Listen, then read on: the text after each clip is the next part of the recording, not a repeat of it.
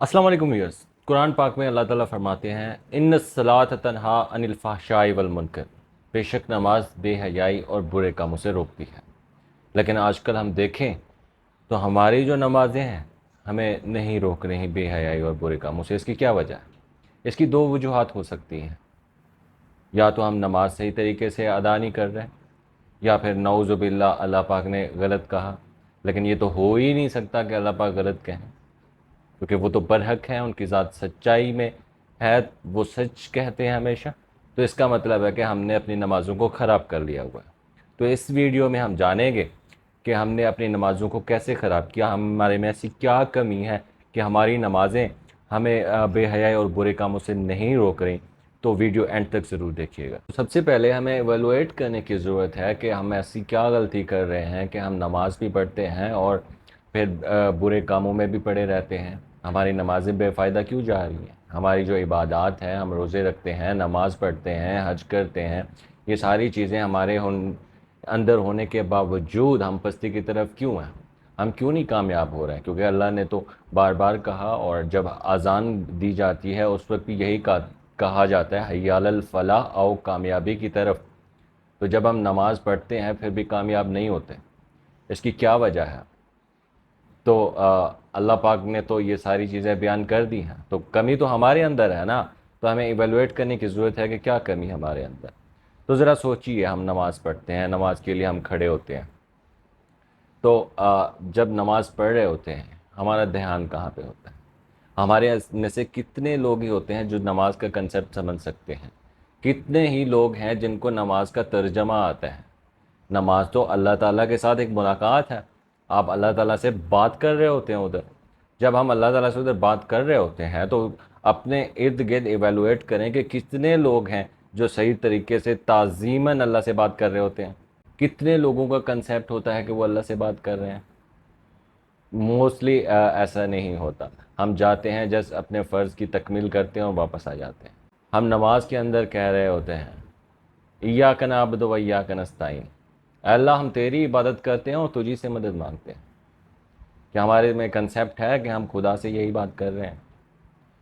और जब हम ऐसा कहते हैं और फिर वापस आते हैं तो हमारे में ध्यान नहीं रहता। हम ज़ोहर पढ़ के आ रहे हैं तो फिर हम भूल जाते हैं कि हमने असर के वक्त भी अल्लाह की तरफ जाना है, अल्लाह की बारगाह में पेश होना है। तो जब हमें यह एहसास हो कि हमने अल्लाह की बारगाह में पेश होना है, तो फिर हम में तो शर्मिंदगी होएगी कि यार मैंने दोबारा उस बारगाह में जाना है, उनसे मुलाकात में जाना है, तो उनकी मैं नाफरमानी कैसे कर सकता हूँ? तो ये कंसेप्ट हमारे अंदर उजागर करने की बात है। मैं एक वाक़या पढ़ रहा था कि एक बंदा नया नया मुसलमान हुआ। वो अपने किसी मुसलमान दोस्त के साथ नमाज़ पढ़ने के लिए गया। तो नमाज़ पढ़ के फ़ारिग हुए तो जो मुसलमान था वो 15-20 मिनट में नमाज़ पढ़ के आ गया और उसके वेट में खड़ा हो गया। तकरीबन वो जो नौ मुस्लिम था, नया नया मुसलमान हुआ था, वो 2 घंटे बाद वापस आया। तो उस दोस्त ने कहा, भाई थोड़ी सी तो रकातें थी, आपने इतना टाइम क्यों लगा दिया? कहते वो परेशान हो गया और रोने लग गया। कहते भाई रो क्यों रहे हो? कहते यार लगता है मैं सही तरीके से ना मुसलमान नहीं हुआ, अल्लाह ताला को मैं पसंद नहीं आया। तो उसने कहा वो कैसे? वो कहते आप मुसलमान हो, आप लोगों की आदत बनी हुई है, आप जब अल्लाह के सामने अल्लाह अकबर कहते हो आपके सामने अल्लाह आ जाते हैं, तो मुझे कहते हैं मेरे सामने नहीं आते।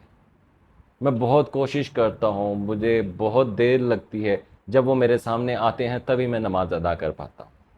तो मेरे सामने बहुत लेट आते हैं, इस वजह से जो है मुझे देर हो जाती है। अंदाज़ा कीजिए कि वो जब नमाज़ पढ़ रहे हैं, जब अल्लाह से मुलाकात कर रहे हैं, तो अल्लाह को अपने सामने बिठा के मुलाकात करना चाह रहे हैं। हम क्या करते हैं? हम तो वैसे ही आ जाते हैं। हम नमाज़ पढ़ने के लिए मस्जिद में जाते हैं और जब मस्जिद से वापस आते हैं तो अल्लाह ताला को हम मस्जिद के अंदर छोड़ के आ जाते हैं। हम अपने साथ लेके नहीं आते। अगर हम अल्लाह को मस्जिद से साथ अपने साथ लेके आए ना, तो फिर जब वो उनको हमेशा अपने साथ महसूस करें, तब ऐसा कुछ नहीं होएगा। तब हमें हमारी नमाज बेहयाई से भी रोकेगी और बुरे कामों से भी रोकेगी। नमाज को तो मोमिन की मेराज कहा गया है।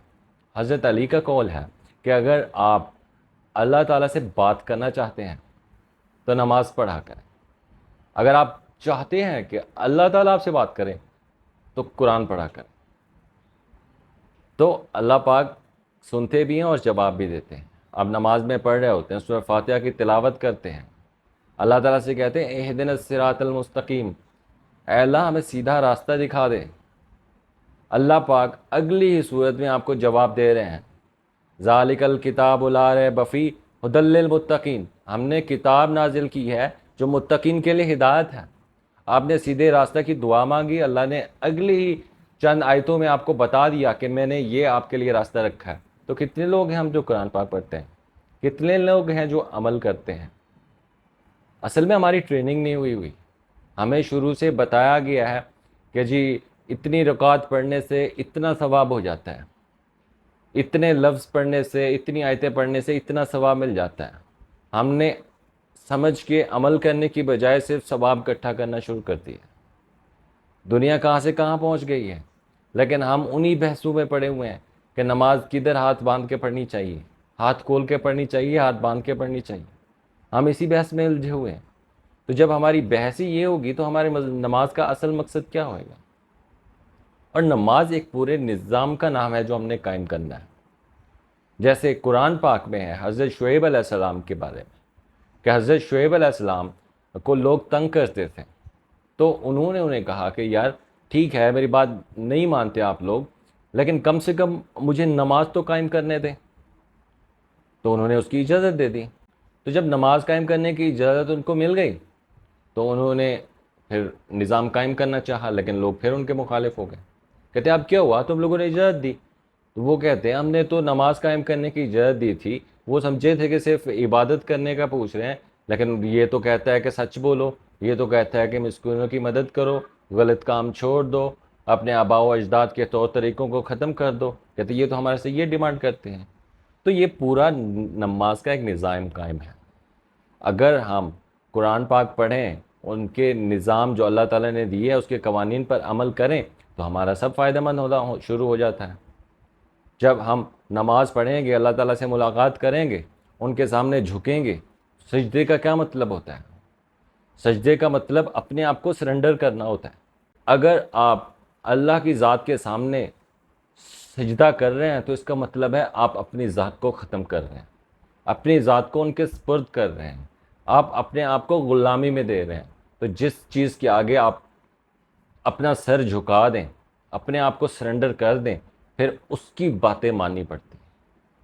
لیکن ہمارے سجدے ہم سرنڈر نہیں کر رہے ہوتے, ہم جسٹ فارمیلٹی پوری کر رہے ہوتے ہیں, ہم جسٹ اپنے اندر ایک فرض ادا کر رہے ہوتے ہیں بس. ایسے ہی تو علامہ اقبال صاحب نے نہیں کہا کہ سجدے تیرے سجدے تجھے کافر نہ کر دیں اقبال, تو جھکتا کہیں اور ہے اور سوچتا کہیں اور. تو ہم جھکے کہاں ہوتے ہیں اور سوچ کہاں رہے ہوتے ہیں؟ ہمارا مقصد سجدہ کرنے کا اپنے آپ کو اللہ کی ذات کے سامنے سرنڈر کرنا ہوتا ہے. تو سرنڈر کرنے کا مطلب یہی ہے کہ وہ جو کہیں گے ہم کریں گے, ان کی جن بات سے انہوں نے روکا ہے ہم اس طرف نہیں جائیں گے. لیکن ہم سجدہ کر کے آتے ہیں اور اگلے پل میں بھول جاتے ہیں کہ ہم کیا کر کے آئے ہیں. تو کیسے روکے گی ہمیں نماز ہمیں برے کاموں سے؟ اگر ہم اسی نیت سے نماز پڑھیں کہ ہم جائیں مسجد میں, اللہ تعالیٰ کو اپنے سامنے بٹھائیں, ان سے گفتگو کریں, ان سے راز و نیاز کی باتیں کریں, ان کی عبادت کریں, پھر جب واپس نکلیں ان کو ساتھ لے کے جائیں. جہاں پہ ہوں ہمارا یہ کنسیپٹ ہونا چاہیے میں نے دوبارہ اللہ کی بارگاہ میں جانا ہے, شرمندگی سے بچنا ہے. ایسے ہی آپ ایک ایگزامپل لے لیں, آپ کا کوئی باس ہے تو آپ کو وہ کوئی آرڈر کرتا ہے, اگر آپ اس کے آرڈر کی تکمیل نہیں کرتے تو آپ کو ان کے سامنے جانے میں جھجک ہوئے گی, شرمندگی ہوئے گی کہ یار میں نے ان کا کہا نہیں مانا تو میں کیسے جاؤں ان کے سامنے. لیکن ہم اللہ کی ذات کے سامنے بے دھڑک چلے جاتے ہیں.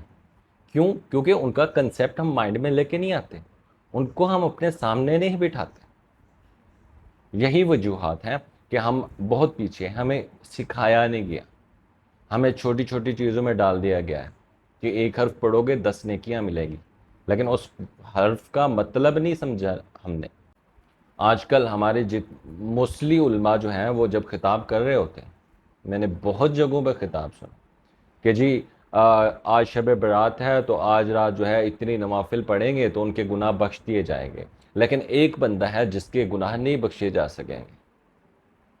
تو جی وہ کون سا بندہ ہے؟ سارے جو نماز پڑھنے آئے ہوئے تھے وہ حیران رہ گئے کہ شاید میں بھی تو اس میں نہیں ہوں. جی وہ بندہ جس کی ٹخنوں سے پینٹ اوپر ہوگی، اس کی جو ہے وہ بخشش نہیں ہوئے گی باقی سے. اندازہ کریں کہ ہم کس طرف جا رہے ہیں. ہمارا جو دین ہے اس کا کنسیپٹ کچھ اور ہے، اور ہم نے ان چھوٹی چھوٹی چیزوں میں اپنے دین کو الجھا دیا. اسی وجہ سے ہماری عبادات نہیں ہوتی. حج ہے، نماز ہے، یہ ہمیں سوشل گیدرنگ کا درس دیتے ہیں. ایون آخری خطبہ میں حضور پاک فرما کے گیا کہ آپ لوگ جو ہے ایک دوسرے کو دشمن نہ بن جانا، بھائی بھائی بن جانا. میں نے ویڈیو ریکارڈ کی ہے خطبہ حجت الوداع پہ، آپ چاہیں تو دیکھ سکتے ہیں. انہوں نے کہا بھائی بھائی بن کے رہنا، ایک دوسرے کے خون کے دشمن نہ بن جانا. یہ سوشل گیدرنگز، یہ نماز کا اجتماع اکٹھے ہونا، یہ حج کا اجتماع اکٹھے ہونا اسی وجہ سے تھا کہ مسلمان ساتھ رہیں، ایک دوسرے کے ساتھ رہیں، ایک دوسرے کی جان مال عزت کی حفاظت کریں، ایک دوسرے کا مال نہ کھائیں، حرام قرار دیا ایک دوسرے کے مال کو. تو جب یہ چیزیں ہمارے کنسیپٹ میں ہوئیں گی تو تب ہماری عبادات قبول ہوئیں گی. تو ایسا آج کل نہیں چل رہا. ہم نے بھائی چارہ ختم کر دیا، ہم نے قرآنی تعلیمات کو اگنور کر دیا. اس وجہ سے جیسے ہم فارمیلٹیز پوری کر رہے ہیں، اس وجہ سے ہم نقصان میں جا رہے ہیں. تو ان چیزوں کو مد نظر رکھنا ہوگا. ہمیں اللہ تعالیٰ کی ذات کو دوبارہ سے پکڑنا ہوگا. ان کے دیے ہوئے الفاظ یعنی قرآن پاک کو ہمیں سمجھنا ہوگا، پھر ہماری زندگی میں تبدیلی آئے گی. اللہ تعالیٰ سے دعا کرتا ہوں کہ ہمیں قرآن پاک پڑھنے کی، سمجھنے کی اور عمل کرنے کی توفیق دے، اور ہمیں اس میں کوشش کرنی چاہیے. جڑے رہیے ہمارے ساتھ. ملتے ہیں اگلے ویڈیو میں.